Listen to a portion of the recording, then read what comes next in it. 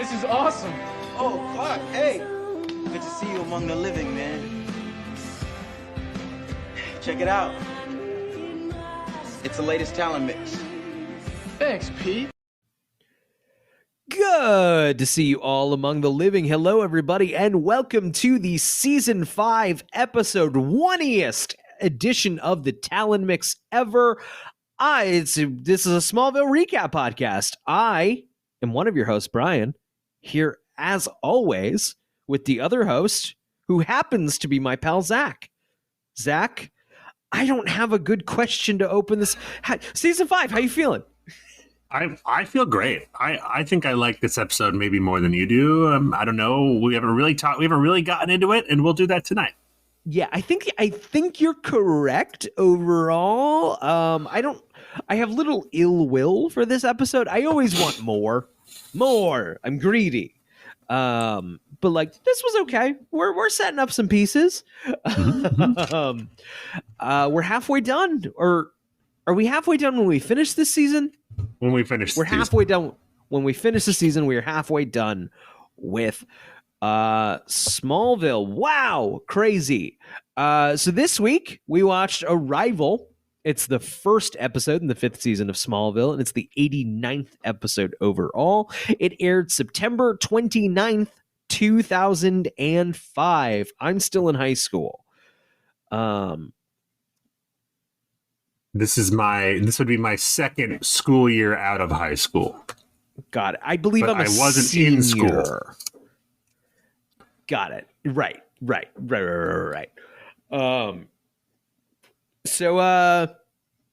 This season I'm not watching. I didn't watch last season either. But I do tune in for the 100th episode because it is heavily advertised for a big moment. And we will talk about that when we get there. Well, I remember dreading that moment. Like, and it's funny, I remember knowing that it would happen because that's a thing that happens. It's kind of one of the major things, and I wasn't ready for it. And I was like, I would get the DVD sets, not ready for this big thing to happen. And it's funny this time. I'm not going to spoil it, but... Well, the thing I'm not as worried about it this time. The thing you're referring to is the big thing that happens in the episode, but it's not the big thing that was advertised, which we will talk about when we get to that episode. But we are not at that episode yet. We are at episode 1, the premiere. Let's see. This was written by Todd. What's up? We get before the episode starts, we get the WB guy. The season premiere of Smallville. I was so delighted to hear that guy's voice. I'm so glad it's committed to the film of the episode. Yes, that will be there forever. And that recap, the little recap they do, they really make that finale look like it was breakneck pace the whole time. They really just action-packed. God, I didn't even think of that. It'll be funny. It'll be funny to inevitably show this episode somehow to my child. I don't know how many kids I'm going to have. But and just be like, yeah, that was the guy. That was the guy from the WB's voice. And he said that thing. And then just being like, we don't care. I think this is important to me. You don't even have to show them the episode. You can just play a YouTube clip of that guy doing a commercial. That's true. But I could get them into Smallville. And that's Ooh. I doubt it. I don't think that's going to happen, but you just got to indoctrinate them early. Indoctrinate them early, Brian. There you go. There you go. This episode was written by Todd Slavkin and Darren Swimmer. It was directed by James Marshall. Broadcast date, like we said above, is September 29th, 2005. I know all of this, of course, because I am reading directly from smallville.fandom.com. Getting right into the recap. Clark throws the newly formed Crystal of Knowledge into the snow, creating the Fortress of Solitude. Here it is. It looks like it did in that movie. A pretty decent effects, I think, for the fortress. I agree. Yeah. It's the exterior is all digital, and then the interior is clearly a set. Yes, but I like actually wrote down. I could be wrong. I'm not a set decorator. I'm no expert. I feel like it's a pretty cheap set. Like, I don't think they spent a lot of money on that. I agree. It looks good. Yeah. But it's all just like foam that they carved into. Right. I wonder if they're at the point right now of like, are we going to be setting a lot of stuff here at the fortress? You know, like, they get their money's worth, even if it was, if it was cheap, if it was expensive, rather, they get their money's worth in that set. That set is used every season a lot from here on out until the end of the show. When Clark enters, he is greeted by the voice of Jor-El. Jor-El tells him that the fortress is a replication of Krypton's geography so that he can begin his training in order to save the world. Jor-El here specifically refers to it as the Fortress of Solitude, which for some reason clanged to me as silly. I don't know why it seemed silly here when it doesn't seem silly in Superman the movie, when Marlon Brando half-asses like says it. No, it's great in the movie because he plays it. Brando is playing it like he made that up as he was talking. Yes. He says, "Here in your Fortress of Solitude, like." I'm making what should we call this place? It's a fortress, and it's for you to be alone in. So, but Terrence Stamp is like, this is what it's called, right? It's like from the comic book, right? Exactly, yeah. I'm glad you agree. I didn't know if that was fair. I did. Oh no, I flagged that too. I was like, okay, because in this show. We do a lot of not calling things the things they're called in the comic book right away. Right. Like kryptonite and, so it was funny to just have them right off the bat be like, no, fuck you. It's the Fortress of Solitude. It's the thing. It's the thing you've probably heard, but like maybe you didn't see that old movie. So we did skip over the opening credits. No, sorry. So, however, Chloe was also transported to the Arctic and followed Clark into the fortress. As she comes near the simulation Clark is in, a localized blizzard attacks her. Unable to withstand the extreme cold, she calls for Clark's help and she collapses. Now we get the new intro. I thought the new intro was just the reveal of the fortress, but I could be wrong. Anyway, I could also be wrong. Either way, the new intro is fire, Brian. Fucking great fantastic. Intro. I think it's notable they don't hugely iterate on it. No. Again, because it's good. It is such leaps and bounds better than the the one we've been using up until now. It gets me hyped for Smallville. Hell yeah, I'm gonna watch Smallville.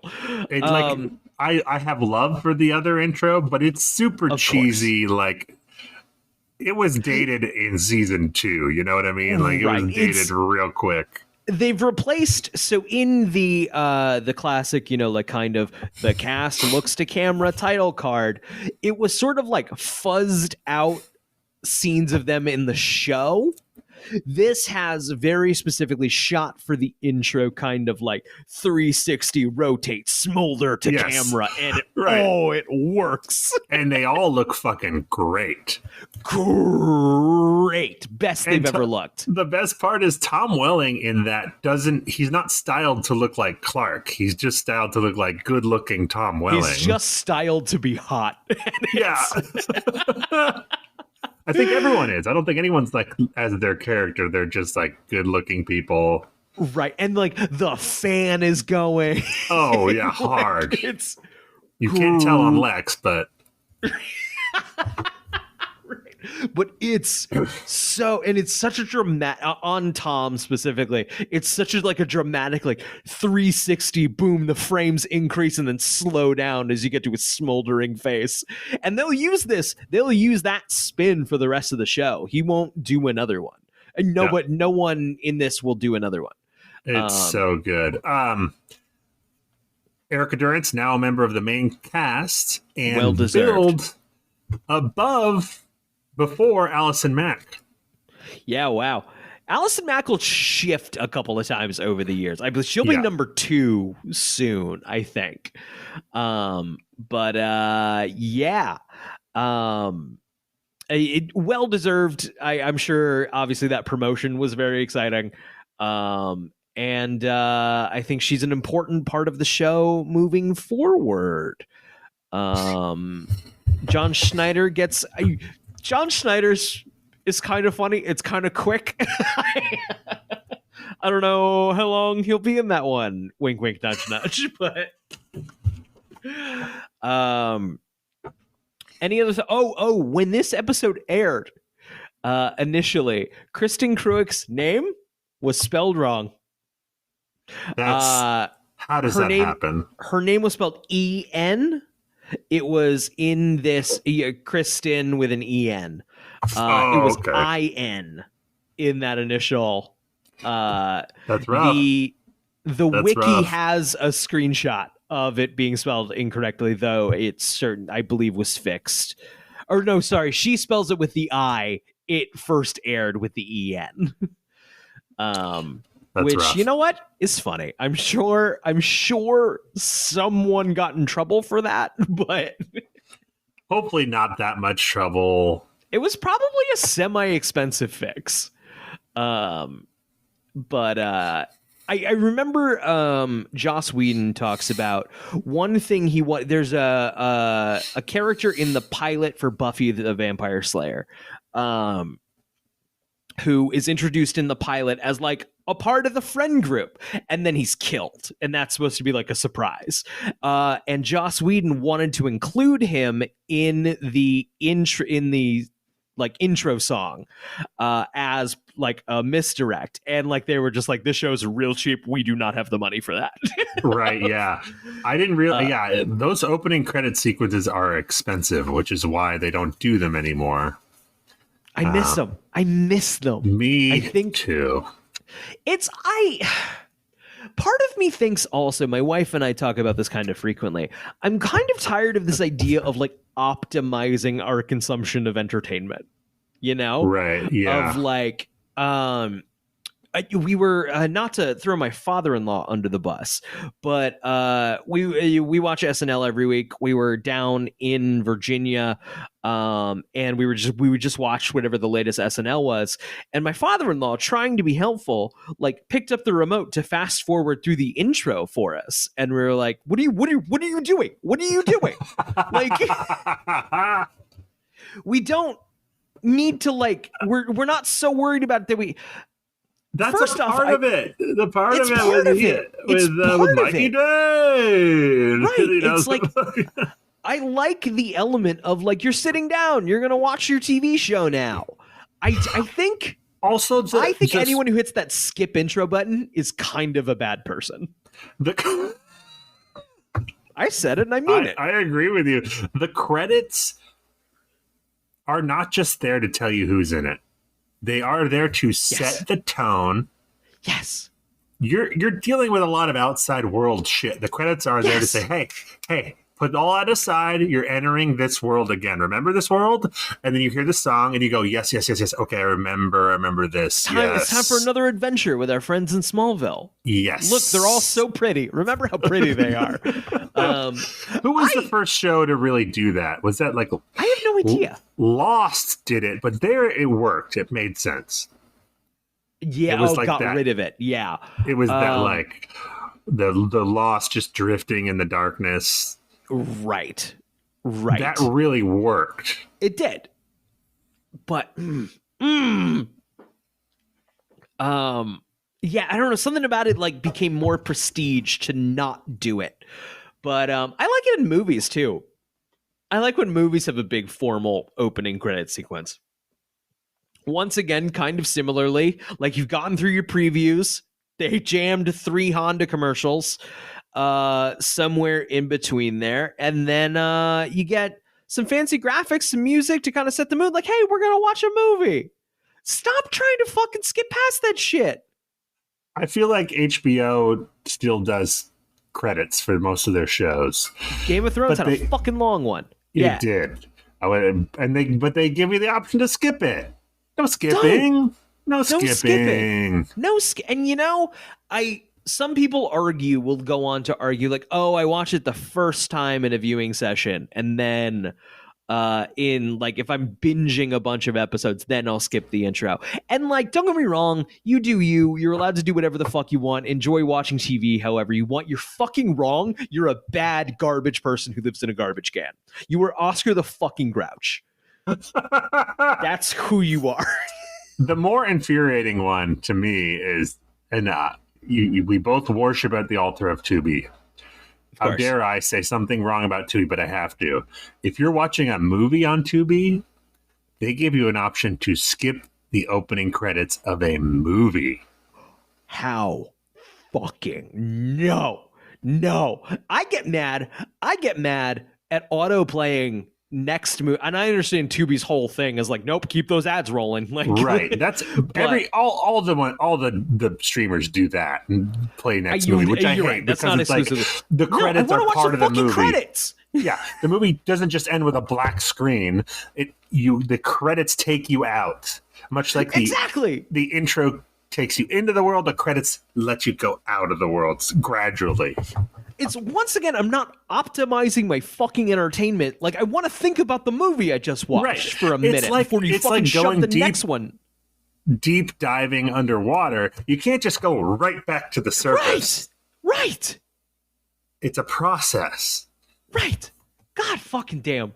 I feel so passionately about this. Oh, I do too. Almost as much as I do about aspect ratios. There's a way to watch these things, man. There's a way to fucking watch these things. All right, back to Smallville. Jor-El insists that Clark must continue his training, but Clark refuses to let Chloe die. He makes a deal with Jor-El. He is allowed to save Chloe, but he must return before the sun sets, or there will be grave consequences. We're kind of doing a Luke on Dagobah thing here. Hey, Jor-El, you remember like when you didn't explain what your fucking deal was, and then the meteors came, and it was kind of like, well, where the fuck did all this come from? And now you're just doing it. Clark at no point is like, hey, why can't you hang the fuck on? Yeah, yes. I wanted to say, excuse me for clearing my throat into the microphone. Jor-El is such a prick, man. What a prick. What a fucking prick he is here. He sets this arbitrary, like, the sundown. First of all, sundown where? Eastern, yeah. Yeah, you're in Antarctica or whatever the fuck. Does the sun even go down right now? Yeah. Right, he might Clark's need like, a couple of months. Jor-El's like, you need to be here to learn training so you can defeat these evil people who are coming. Clark leaves. He's like, all right, you have until sundown. Clark leaves, defeats the evil people. Yeah. And then the sun goes down. He takes his powers away, spoiler alert, 2 seconds after the sun goes down. Just like, the most like you missed your fucking... If Clark super sped back to the fortress 5 minutes after the sun went down, Jor-El's going to be like, well, sorry. Nope, you've been... What a prick. What a prick. He really is a prick in this show. He really is a prick. Yeah. We're not Jor-El fans here. So shivering heavily and nearly incoherent, Chloe stammers that she knows he is faster than a speeding bullet. First Nietzsche line of the season. And woof. Yeah, that's not a phrase that anyone who hasn't seen Superman would like think of. I don't know about you. 5 seasons in, it's like getting less cute. Yeah. It's getting more okay. Yeah. Like, we're so much. I really. The show, I think, frequently positions itself. It uses so much of the iconography of the movie, and really tries to position itself that Clark's going to become some version of that Superman. But really, like, I'm viewing it just as Superman told a little differently. Right. Especially since we're bringing Zod in already. It kind of, it does kind of morph into, oh, we're just going to tell Superman differently, basically. Right. He doesn't put the tights on until way later, apparently, in this version. But like, we're formally doing Superman stories now with major Superman villains. Yes. We do it or don't, but don't be a little bitch about it. I mean, this is the season where we basically make that choice to say, fuck it, we're doing Superman. Right. Without the cape and tights. Whereas before we were doing, this guy's going to become Superman. Basically, we're doing it now. We're doing Superman stories now. Yeah.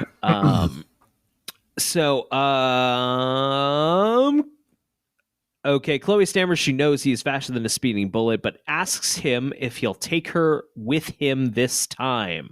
Clark carries her off in super speed. Lana sees 2 Kryptonians coming out of the spaceship. The spaceship, of course, we saw last season in the finale. They blast all of the police cars around them with heat vision. I do love the military showing. Like, there is a huge meteor shower. Yes. Zach, you you're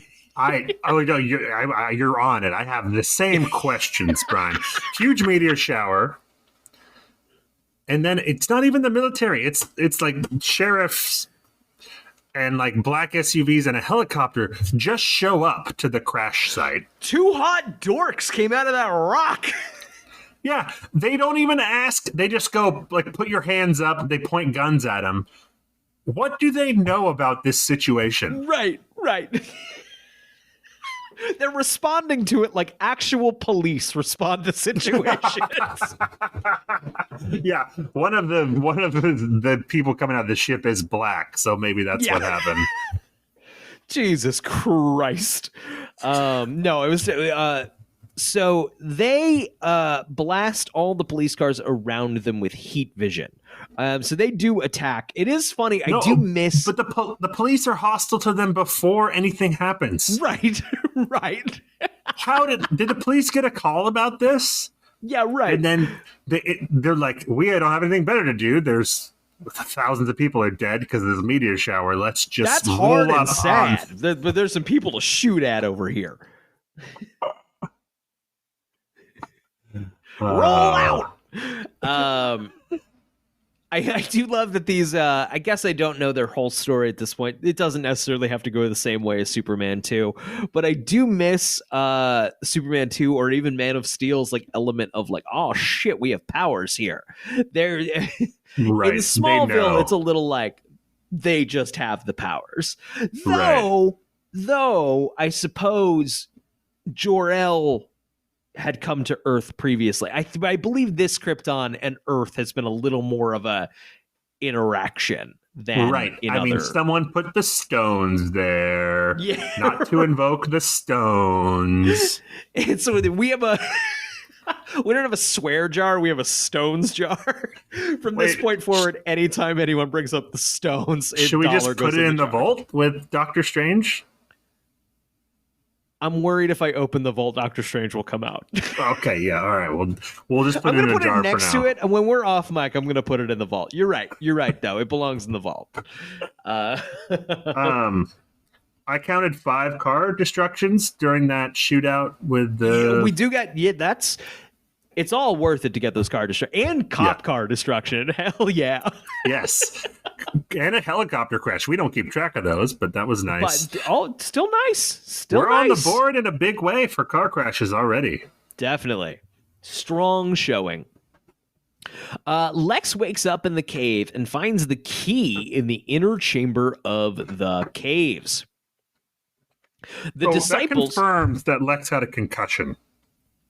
Yes, definitely. Because there was some question about it from the wiki last time, but right. Definitely. The disciples, who are the Kryptonians, super speed into the cave and take the key from Lex, saying they are searching for Kal-El.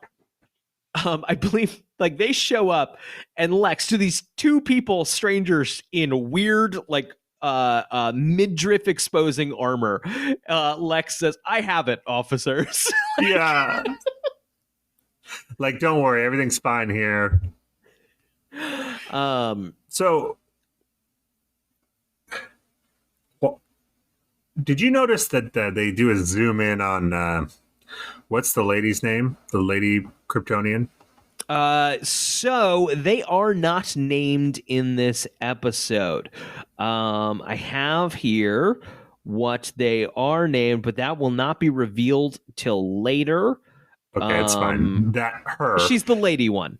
They show her lower back tattoo of the Zod symbol. Yes, her name is Aether.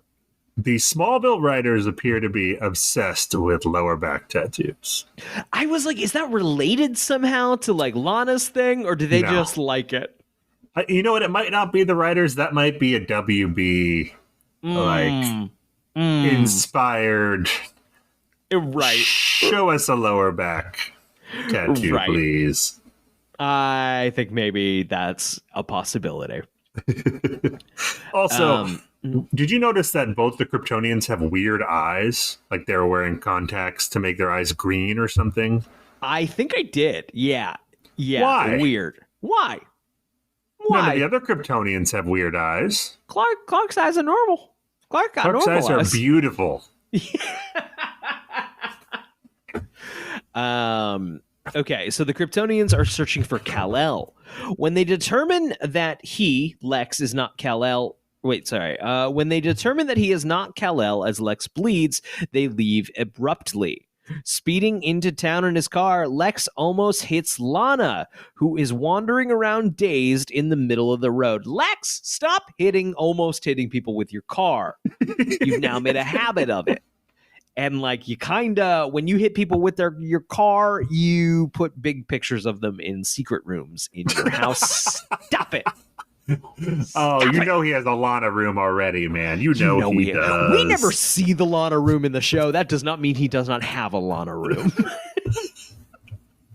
You should see the size of the Lana picture. It's like a whole wall.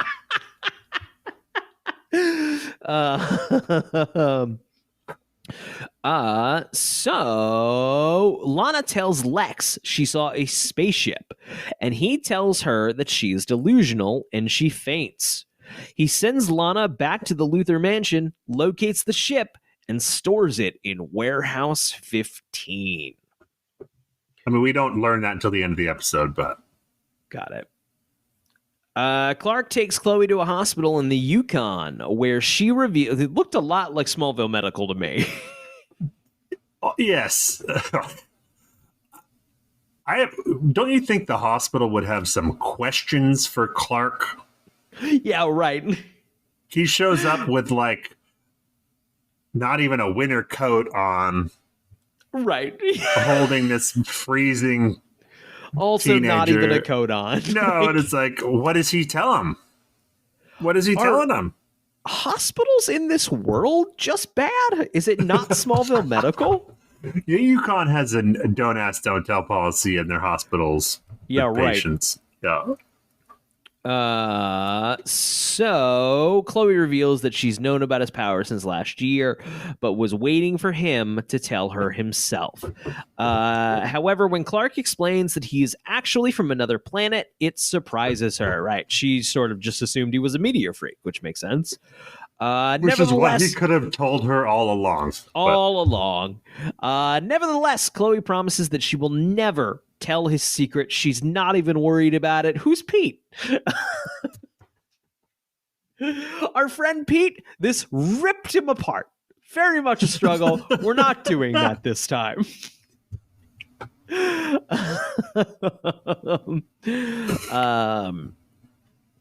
So that's a great scene, Clark. Great Chloe scene. right there. Great scene. Like, the performances are spectacular. Tom Agreed. Welling is bringing it so hard, and so is Alison Mack. I'm just so excited. It makes me excited for the rest of the show, just because they're both Agreed. like really good. She has I think it's a Nietzsche line. She says, "You're more than a hero. You're a superhero." Yes. Yes. Boo. Boo. Also, I guess there's comic books, because I was like, "What's a superhero?" Right. No, we have Warrior Angel, of course. Yeah. So so superheroes are established. Right. So while watching a news broadcast, Clark realizes his parents did not evacuate. Chloe says they need him more than she does, and he rushes back to Smallville to help them. At the mansion, Lana awakens to see Lionel Luthor carving a Kryptonian symbol into the hardwood floor. He tells her that green kryptonite is the Kryptonians' only weakness, which I believe is just John Glover over and over. Their home is their poison. Yes. He does fantastic with his one line. He does fantastic. Yes. Which is a very silly line.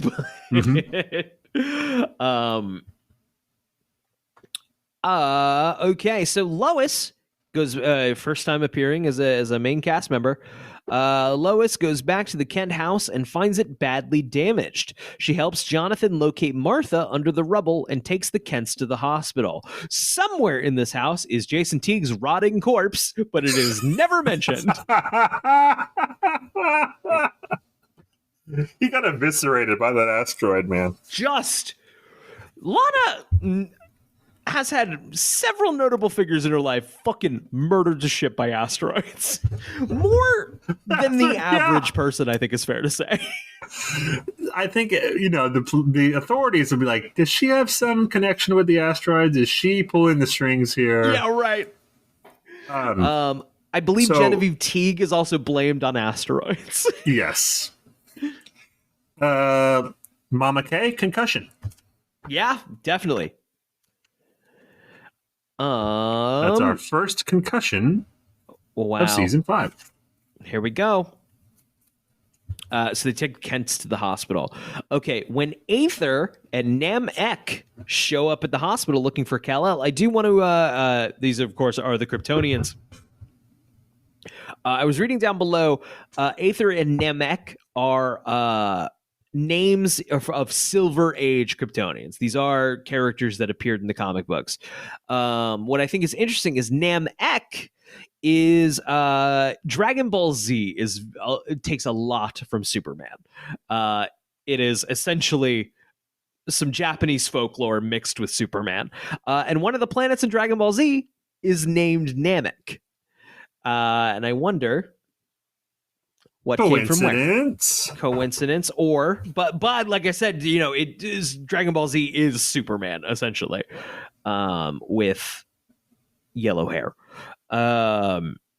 So Aether and Namek show up at the hospital looking for Kal-El. Lois confronts them, and they choke her and throw Jonathan across a room. Concussion. Yes, definitely. Lana appears and lures the Kryptonians to the mansion, saying she knows where Kal-El is.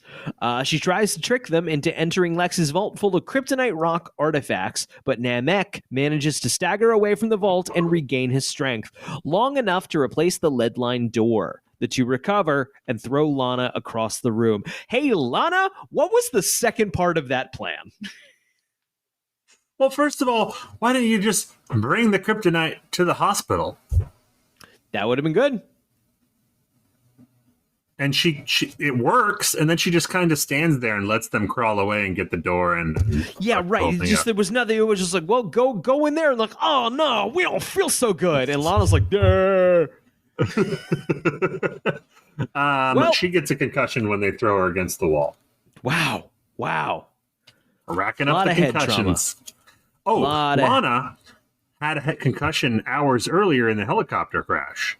Your brother told us that's when you worry, when you get a concussion and another concussion in a short amount of time. Lana. Not good. Not good, dude. She's got to go to Lex's doctor. Yeah, right. I do love the scene where the alien chokes Johnny K and lifts him into the air. Erica Durance is so funny. She like walks over like, okay, let's put the nice man down. Like, so funny. Very good. Clark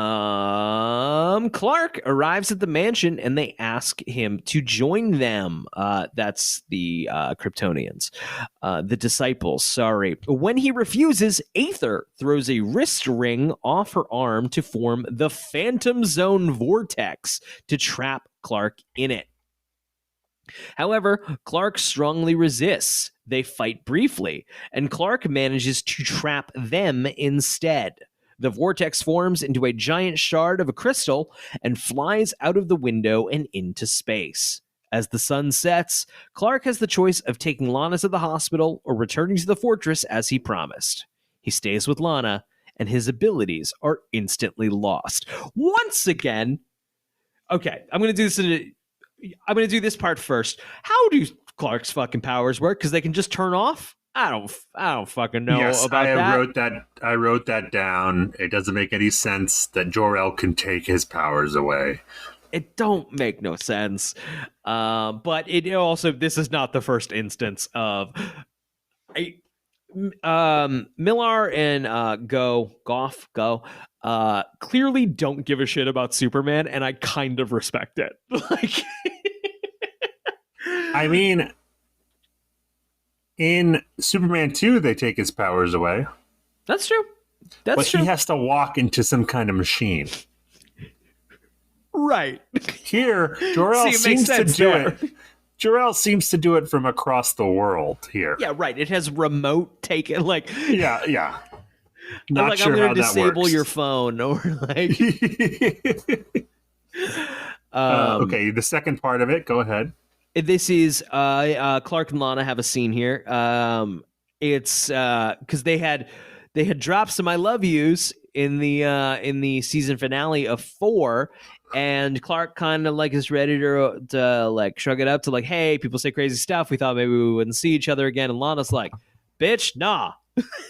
I meant my shit. Do you mean your shit? And they smooch, and it's good. I like it. It is. It's great. Tom Welling is officially fantastic on the show. He does so well in that scene. Yes. He does say, no more secrets. Fuck you, Clark. Fuck you for that. Yeah. Do you want to start? Also, Chloe knows. You can tell Lana. You can tell her now. I think we're still leaning on I was with the meteor shower that killed your parents. But like, it's been so long since that's They don't use that enough. And Lana still has a father who just doesn't care about her. So maybe parents aren't all they're cracked up to be. She wouldn't blame him for that. You know she wouldn't. Right. I know Lana. She wouldn't do that. Okay. Couple things. They skipped over one of the best scenes of the episode, which is when Clark comes back to town. He goes to the house, and Lex is there. Mm-hmm. And Lex gives him one final chance to come clean. Yes. Lex knows he's lying. Clark knows Lex knows he's lying. Right. But Clark lies anyway. And you can see this is the moment where Lex is like, okay, fuck you. We're done, bud. We're done. I'm going to throw away my giant picture of you or get a bigger giant picture of you. I'm not sure yet. I'll decide when my heart's not broken. I love the idea, once again, of the actual good idea of just saying you have IBS. And, like, I love the idea of Clark through gritted teeth just being like, I poop my pants a lot. I do think it's a bad strategic plan to not tell him anything at this point because he knows something and he knows. Right. So lying, you're just going to make that where he's not going to stop trying to figure it out. Right. You can kind of control it right now if he's your friend. Whereas, do you think Clark you could just- have gotten away? Yeah. Go Do you ahead. think Clark could have gotten away with like, hey, I have like some meteor-related powers no one Yes. knows except my parents. Like you don't know, but like no one knows Yes. except for Chloe. But like, Well, he could have gotten away with that a lot earlier on. I don't know now if that explains everything. right. I also, I've been saying this from the beginning. I don't think Lex uses that information well, even if he intends to. I mean, we're going to argue about that a few more times, I think. I don't think earlier on I disagree with you. Now I think he's got a lot of ill will towards Clark now because of this secret bullshit. Yeah. And they're going to fight about it for the rest of their lives. Yes. So Lex shows... Oh, sorry. I was just going to say, great Rosenbaum. Both of them are great in that. Yes. Lex shows up at the hospital in the Yukon to take Chloe back to Smallville, but also find out what happened in the caves. She first thinks it's Clark. It is Clark. The sentence here is, she first thinks it is Clark, raising Lex's suspicions. I don't quite know what they're getting at there. So Lex walks into her hospital room and she's like, Clark? And then it's Lex. And Lex is like, no, why would Clark be here? Right, got it. And why would you be here? Rosenbaum is really good playing the mustache twirly like. Yeah. He's good. He's good at this. Clark goes to visit Lana in the hospital. She's reading a newspaper article detailing the accidental deaths, in quotation, of Jason Teague and his mother. And I believe this is the last they'll ever be mentioned again. Attaches a note from Lex stating that she owes him. Weird. Clark asks her if she meant... Oh, got it. Here's the scene. Clark asks if she meant it when she said she loved him. She says yes, and they decide to renew their past relationship. They smooch. Say they smooch, Wiki. Clark tells... Great job by the costume department. Because now that Clark doesn't have his powers, he wears the blue jacket, but he wears a white T-shirt underneath. I didn't even notice that. Good job. It's not blue and red. It's blue and white. That's very clever. I did not notice that. Mm-hmm. So Clark tells his parents that he is fine with losing his powers and will enjoy being a human. But Martha and Jonathan are skeptical. I think if I was Clark, these powers are not worth it presently. Brian, I don't know, man. I mean, you get invulnerability. That's a big deal to me. That's a pretty big deal, I guess so. And also, if you went from invulnerable to suddenly very, very squishy and vulnerable, I mean, don't get me wrong, he's still built like a fucking linebacker, but...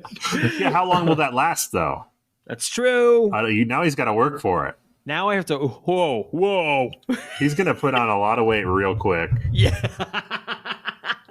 Do you think Clark would eat a healthy diet when he doesn't have to? No. No, I would. Most athletes, like basketball players, very often, as soon as they retire, they put on a bunch of weight because they're using so much energy in their careers that they're just stuffing their fucking faces constantly. Right. Like, just go, and it just gets burned off. And then when they stop, they keep eating. That makes sense. Then it goes. Yeah, that makes sense. All right, so Lex checks on the progress of the investigation of the ship in the warehouse.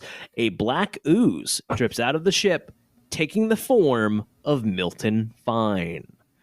Brainiac. Say Brainiac. Say Brainiac. Brainiac, of course, is played by James Marsters, who very famously played Spike on Buffy, which is one of my favorite shows. And Angel. Don't forget Angel. And Angel. Isn't he on Angel? He's in season 5. He shows up a couple of times, but he shows up in season 5 of Angel. It's fun fact about Buffy is he was a villain of the week. and it hit big, and the WB was like, make more Spike happen. And then and then he was a big hit on the show. And then including in Buffy Wraps Up, right? Angel is not doing great. And I love Angel. I love Angel as much as I love Buffy. I consider them one thing. But Angel season 4 isn't doing so hot. The WB agrees to renew Angel for a 5th season if they bring Spike. Spike is the specific condition. Put Spike on Angel, you can have a 5th season of Angel. Joss Whedon never really felt like he knew what to do with Spike. And was never a huge fan of that, like being mandated to have a character in there because it was popular. And James Marsters, don't get me wrong, he has his own weird, messy shit. Maybe not the dopest of guys. Little weird to his underage co-star, I believe is the story on Buffy. Wrote a song about her that is hyper weird. We'll talk more about it when James Marsters is on the show more. Wrote a song about how tempting an underage co-star was. Yeah. No. Yep. Wait, a specific one? Michelle Trachtenberg, yeah. No, but he like calls her out in the song? And not in the song, but it's like it's about her. Oh. It's weird and bad. It's weird and Michelle bad. Trachtenberg. Yep. But isn't that Harriet the Spy? Yes. But she would also be on Buffy. No, I know, but she was in Harriet the Spy. Yep. No, James Marsters not very cash money, I think, and it's one of those things that's been kind of like swept under the rug. Every now and again, James Marsters appears on a podcast and everyone's like, hey, love that guy. I don't know. That song's fucking creepy. Why is he writing songs at all? Why are you doing that? Man. Stop. Don't do Order of crimes. Writing songs about underage Michelle Trachtenberg. Writing songs at all. Yeah. Oh, no. Oh, featured song this episode. It is Precious by Depeche Mode. I think it's Depeche Mode's a fun bit. It is, but it was a weird pick for the moment, I thought. Agreed. It was a weird thing to be sitting there on my couch like, is this Depeche Mode? Yeah. Like, I'm glad Depeche Mode is here, don't get me wrong, but also, strange. I did have just a couple spare notes here. During that scene with Clark, Lex does accuse him of being less than honest. Yep, there it is. I flagged that. Which, by the way, fuck you, Lex. You're also less than honest a lot of the time, too. And then I understand the reason, but it's so stupid. At the end, when we go to the LuthorCorp plant, it's just like some generic industrial building, and then we go inside into the hallway, and then there's a sign on the ceiling that says LuthorCorp, and then there's a door, and there's 2 guards standing on the outside of it, and then we go inside, and that's where the spaceship is. Yeah. Why is there a LuthorCorp sign inside the building above the secret room? Yeah. Like, theoretically, if you've made it this far into the building, you know where you are. Right. I didn't even think of that. That's like in Area 51 where they have the aliens. If right outside that door it says Area 51, just in case you forgot. Was I in? Oh, right, the one with the aliens, right? Of course. Yeah. I think I have the stretch of the wiki. Okay. So, Zach, to arrive at something, that arrive is the title of the episode. To arrive at something means to reach or achieve. In this case, according to the wiki, the title refers to both the arrival of the Black Ship and Brainiac, but also the achievement of Clark Kent's season-long goal to unite the Stones of Power and create the Fortress of Solitude. No. The spaceship was in one place, and it's here now. No, yeah, That's it. not. It's a single No. meaning.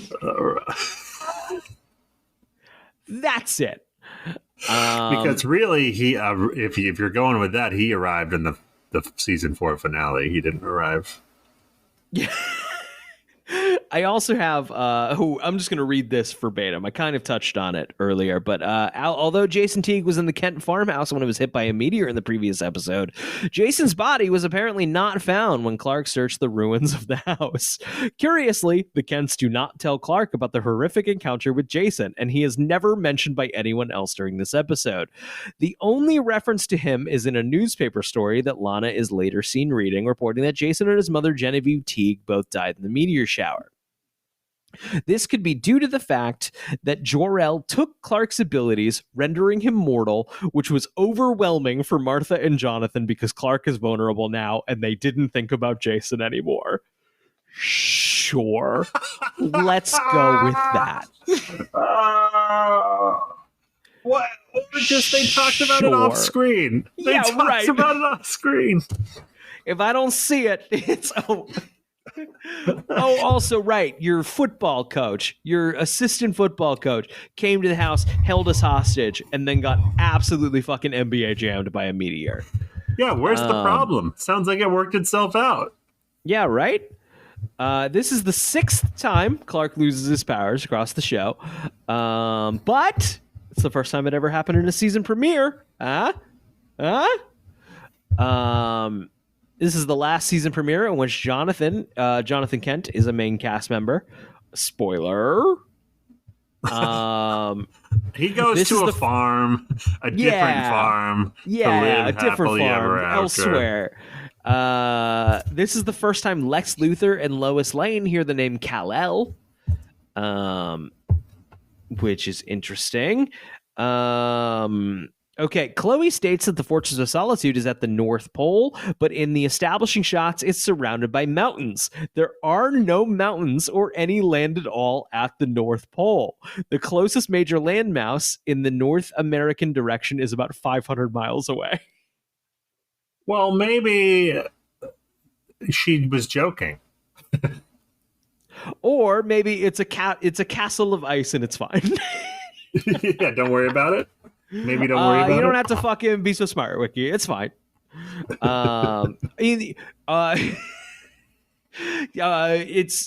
the North Pole landmass is right there with the giant water that Metropolis is like. Yes, the rivers and oceans that surround Metropolis. Right.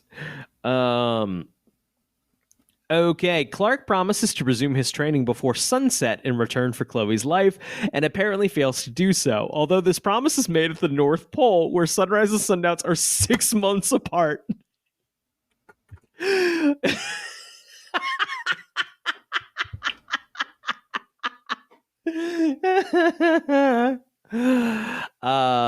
Yeah, Clark could have come back and been like, you didn't specify what sundown meant. Right, sorry, gotcha. I'm 5 minutes late after saving the world. Yeah, I guess it's not that important, right? Yeah. Right. Just a minute late. All right, planet's fucked, I guess. Like, now that I took care of that, I have more time to spend doing what you want me to do, learning here. Right. Now, so maybe Zod. Don't be a prick. Zod is ultimately what they're implying is the issue here, and you have to learn how to fight Zod. So AI Jor-El is like, yo, space Hitler, like Krypton's Hitler is coming for Earth. Right. And you're a minute late, and now, oops, sorry, buddy. Like, yep, fuck it. If you don't respect my time, I don't respect your time. You get Space Hitler now. Sorry, bud. Next time, Brian. Come back to the ice castle on time. No dinner either. No dinner. We didn't talk about that scene where the two Kryptonians pull out the Phantom Zone and Clark starts to get sucked into it. He's like, his legs are in it and he's like holding on to the ground and he's slipping. And then the dude goes, "It is done. Let's turn around now and not look at him." And they both turn away. Convenient. It's convenient. It's not done. It's not done. He's holding At on. all. And they turn around, and then Clark, of course, gets out and throws them into it because they're not looking because they turned around like idiots. That's welcome to Earth. It is done. The thing is, there's nothing for them to be looking at. It's not like there's like some other pressing need. It is done. Let us turn and face the wall. At least 5 brief snippets of footage from Superman the movie are used during the Jor-El projected training sequence. Glimpses of can be seen: an overhead shot of the Kryptonian city, the red sun flaring, Kryptonians highlighted in red fleeing the destruction, and the ship lifting off from Krypton, and the Kryptonians falling into the planet's core. All from Superman the movie. Nice. Let's see. This episode won the 2006 Emmy for Outstanding Sound Editing. Hey, Emmy winner. Smallville won an Emmy. Not as important as a Talon Mix award. Of course. The original broadcast of this episode was viewed by 5.9 million viewers. I think that's pretty good. For the WB. Yeah. I'm just doing a quick scan through here, seeing if there's anything else interesting. I don't think so. I think that might wrap things up for us this week. Thank you, as always, for listening to the Talon Mix. If you check the podcast description, you'll find a link to our Patreon. Of course, we don't expect anything, but if you wanted to help us keep this show going, we definitely appreciate that. There's also a link to our Discord. That is the best place to get in touch with us. We hope... we just got right into it. I think that's going to be the plan moving forward. We're messing around with it. If you missed the movie stuff, able to find our Mission Impossible takes somewhere else, I'm certain. Very, very soon. I think ultimately, the change will lead to more weekly content. If you like both things, I think it will, minutes wise, it will turn into more. But I guess that's it for us. Hey, Zach, do you have a question for the Smallville gods? I should start preparing them. I've said that for 4 seasons, and I don't prepare them ever. Question for the Smallville gods. I mean, it's not a yes or no question. Why is Jor-El such a prick? Good night, everybody.